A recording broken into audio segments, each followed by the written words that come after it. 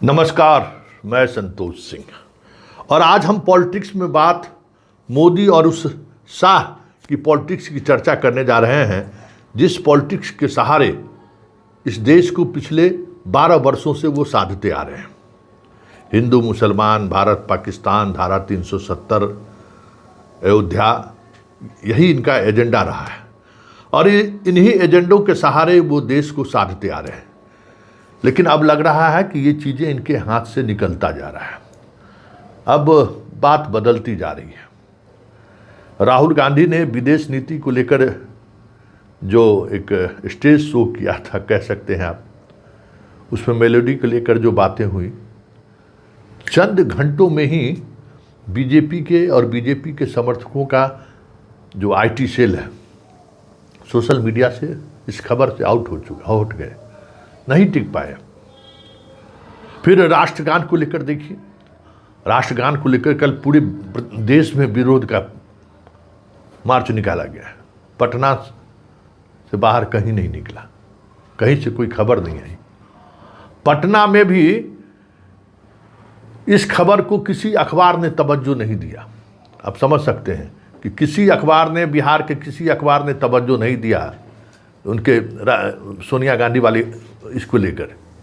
आप सोच लीजिए कि सोनिया गांधी को लेकर क्या जो उन्होंने राष्ट्रगान का अपमान किया, भीड़ भी नहीं जुटा पाई बीजेपी। कोई अखबार में ने इसको कोई तवज्जो तक नहीं दिया।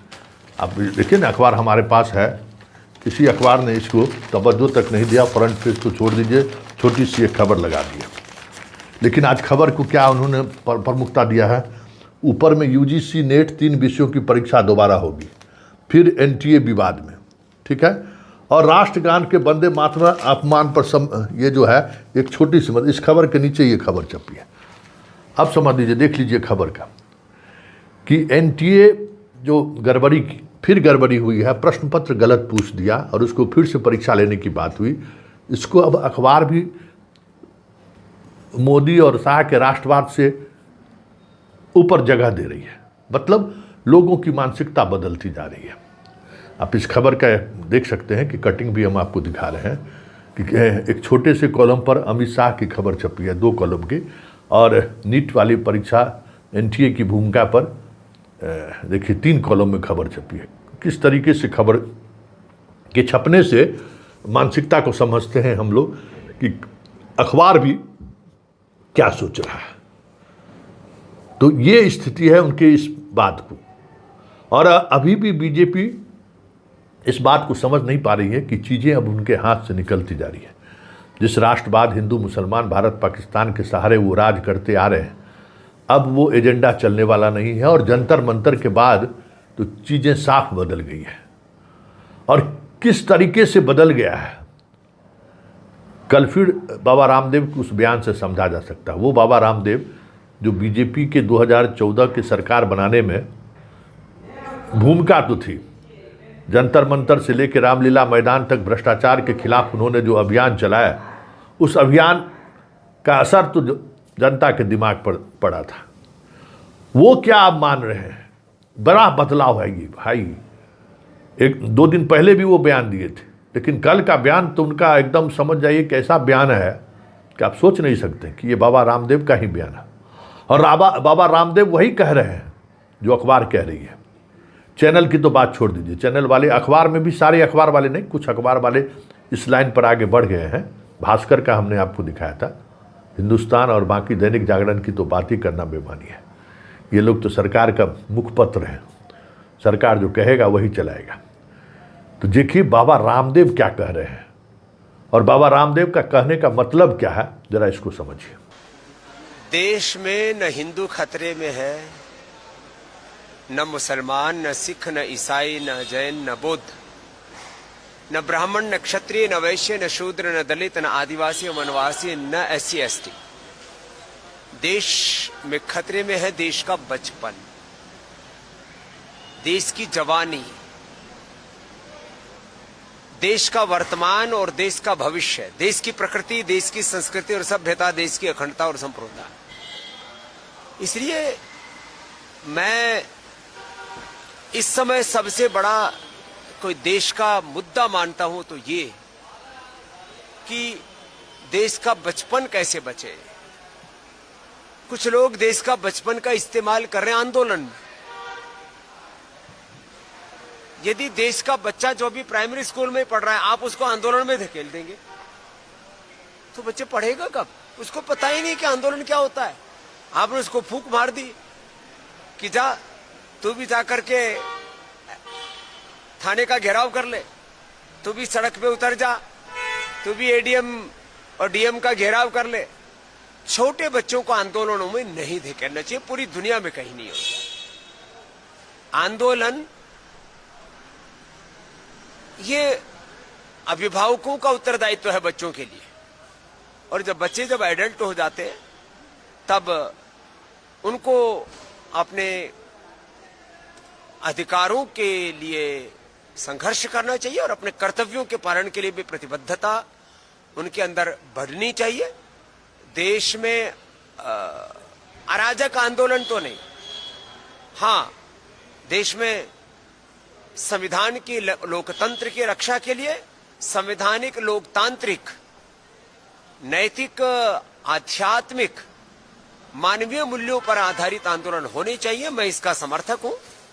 आंदोलन के नाम पर अनारकी अराजकता भी नहीं होनी चाहिए और बच्चों का आंदोलन में इस्तेमाल नहीं होना चाहिए। हां इतना जरूर है कि देश की शिक्षा की चिकित्सा की सही दिशा होनी चाहिए और देश की शिक्षा चिकित्सा व्यवस्था को लेकर के बहुत गहरे प्रश्न हैं, उनका समाधान होना चाहिए। और ये मैं मानता हूं कि इसमें सरकारों का भी बहुत बड़ा उत्तरदायित्व है, लेकिन इसमें यह भी मानता हूं